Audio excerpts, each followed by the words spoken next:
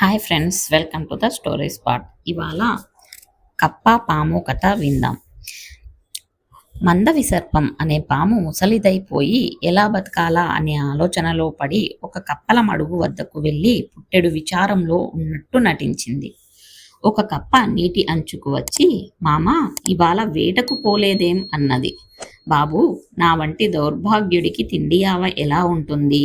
నిన్న రాత్రి తిండి కోసం బయలుదేరి ఒక కప్పను చూసి దానిని వడిసి పట్టబోయాను. అది ఎగిరి నీటి మడుగులో దూకింది. అక్కడ నీటి అంచున కొందరు బ్రాహ్మణులు మంత్రాలు చదువుతున్నారు. నేను ఒక బాలుడి కాలు చూసి దృష్టి సరిగ్గా ఆనక కప్ప అనుకొని కరిచాను. ఆ బాలుడు వెంటనే మరణించాడు. అతడి తండ్రి నన్ను శపించి, నీ జన్మ అంతా కప్పలను వీపు మీద మొయ్యి అన్నాడు. అందుచేత మిమ్మల్ని మోయటానికి వచ్చాను అన్నది పాము. ఈ వార్త కప్పలన్నిటికీ తెలిసింది.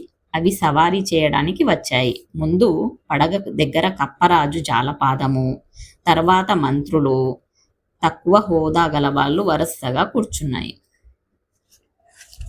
మందవిసర్పం కప్పలను మోస్తూ రకరకాల విన్యాసాలు చేసింది. కప్పల రాజు, గజారోహణము, బ్రహ్మరథం కూడా నాకు ఈ ఆనందాన్ని ఇయ్యవు అన్నది. మర్నాడు పాము కప్పలను మోస్తూ చాలా మందంగా నడవసాగింది. అది చూసి జాలపాదం, ఇవాళ నువ్వు చురుకుగా కదలడం లేదు, ఎందుచేత అని అడిగింది. ప్రభు, తిండి లేని కారణం చేత నీరసంగా ఉండి వీపు మీద బరువుతో నడవలేకుండా ఉన్నాను అన్నది పాము.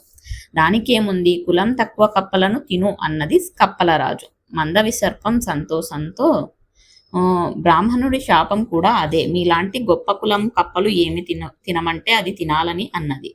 అది మొదలు అది కప్పలను విడవకుండా తింటూ బలం పుంజుకున్నది. కొంతకాలం అయినాక మరొక పెద్ద పాము అటుగా వచ్చి మందవిసర్పం కప్పలను మోస్తూ ఉండడం చూసి ఆశ్చర్యపడి, మిత్రమా, ఈ కప్పలు మనకు సహజమైన ఆహారం కదా, నువ్వు వాటిని నీ వీపు మీద ఎక్కించుకొని తిరగడం ఏమాత్రము భావ్యం కాదు అన్నది.